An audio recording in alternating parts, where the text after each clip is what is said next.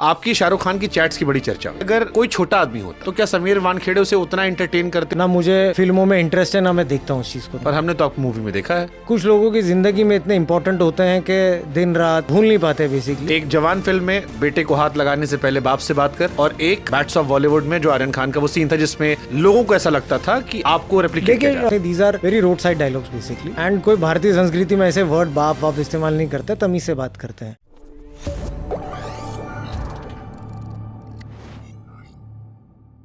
आपकी शाहरुख खान की चैट्स की बड़ी चर्चा हुई, सबने दिखाया, बात की। अब मेरे जहन में आया कि अगर कोई छोटा आदमी होता तो क्या समीर वानखेड़े उसे उतना एंटरटेन करते, उतना जवाब देते?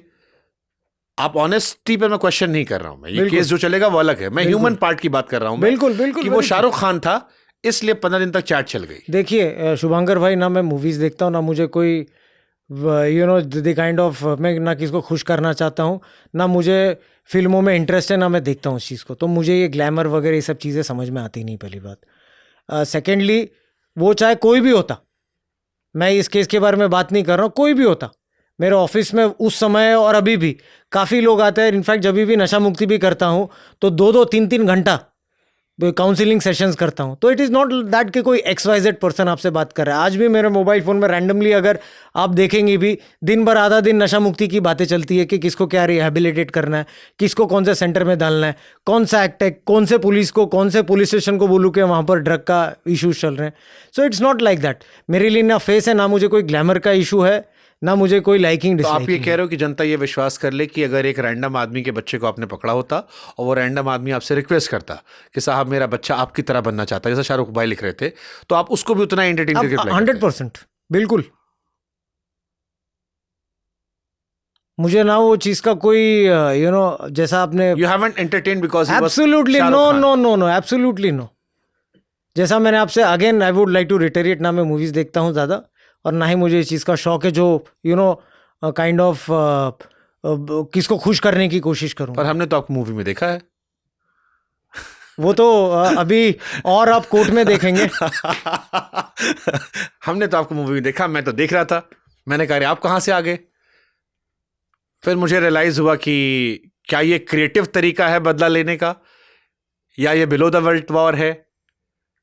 नहीं, एक चीज़ तो मानना चाहता हूँ। हाँ। एक चीज़ कहना चाहता हूँ कि आप कुछ लोगों की ज़िंदगी में इतने इम्पोर्टेंट होते हैं कि दिन रात या फिर such kind of things happen कि भूल नहीं पाते बेसिकली। तो आर्यन खान आपको लाइफ में नहीं भूल सकते हैं आपने। तो I am happy for that, but nonetheless कुछ उसमें जो बातें थी जो मुझे थोड़ी विचित्र सी लगी, जैसा कि सत्यमेव जयते, फिर बाद में कुछ जेस्चर्स वगैरह थे।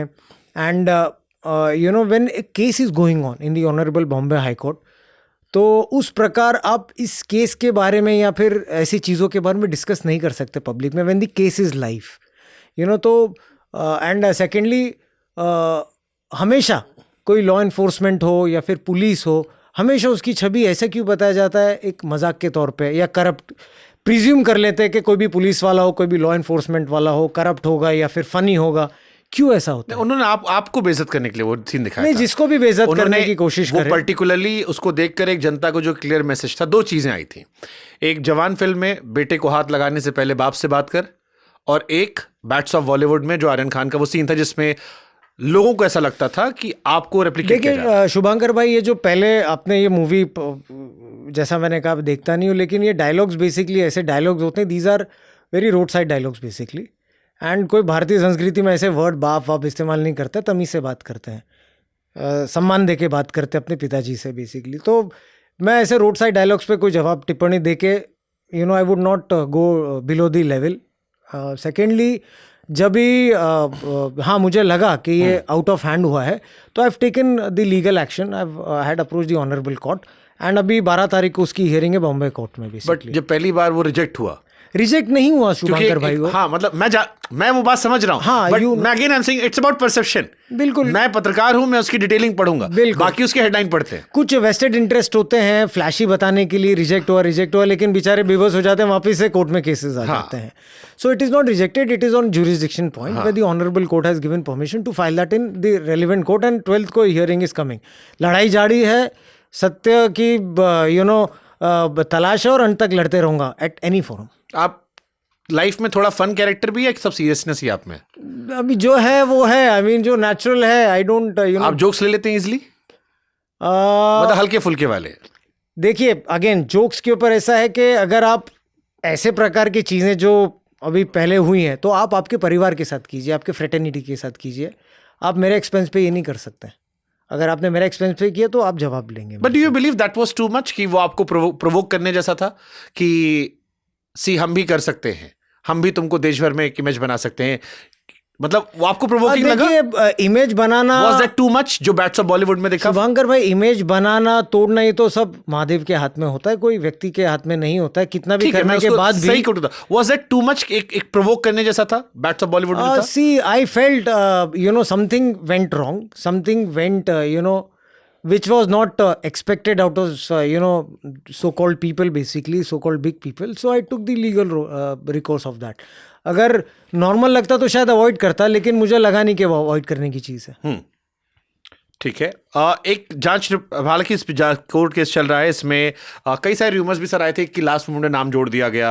मैं इसको फिर समराइज करके पूछ ले रहा हूँ मैं, क्योंकि उस केस पे हम बहुत डिटेल में बात नहीं कर सकते हैं। बिल्कुल। क्या उस केस में जो बातें आपने शुरू में कही, जो स्टैंड था, वो सच था?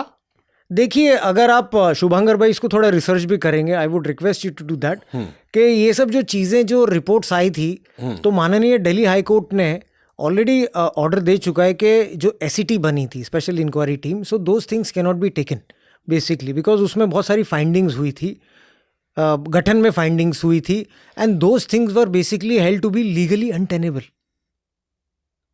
ये जो आप अभी जो केस के बारे में आपने कहा है, तो at least this I can share, that order is online available. लेकिन बात यह है कि मैं उस चीज़ का ढिंडोरा नहीं पीट सकता, मेरे पास में वो मीडिया नहीं हर चीज़ का प्रचार करूँ basically, so those things people don't know basically. आपको पूरा देश सुनेगा यहाँ से, इसीलिए मैं पूछ रहा हूँ। अगर आप चाहें तो मैं स्पष्ट तौर पर पूछ सकता हूँ मैं। बिल्कुल। क्या आर्यन खान ड्रग एडिक्ट थे? देखिए मैं उस बारे में अगेन, उस दिन ड्रग था? मैं शुभंकर भाई जैसा मैंने आपसे कहा, पब्लिक डोमेन में अगर उतने बताना हो तो शुभंकर भाई, मैं कहना तो बहुत शेयर भी करना चाहता हूँ, बोलना भी बहुत चाहता हूँ, लेकिन सिर्फ और सिर्फ बॉम्बे हाई कोर्ट के सामने जो एफिडेविट दिया, तो मैं केस को या फिर कोर्ट का अवमानना नहीं करना चाहता हूँ, इसके लिए क्षमा चाहता हूँ मैं उस बारे में, उस टॉपिक को या फिर उस केस के बारे में। आप सही थे उस दिन?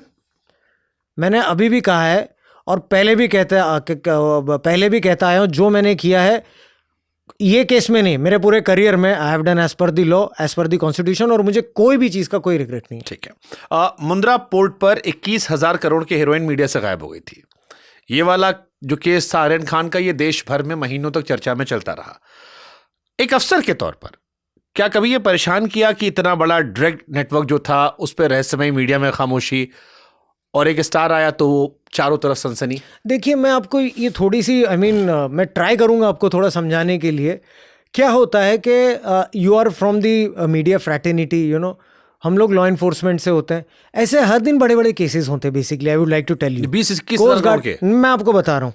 कोस्ट गार्ड केसेस रेगुलरली करते हैं, नेवी केसेस रेगुलरली करते हैं, Mumbai police they do regular cases. ये बात है कि एटलीस्ट पकड़ा है ना किसने, छोड़ा तो नहीं है किसने, उसको पकड़ा है, इंटरसेप्ट किया है।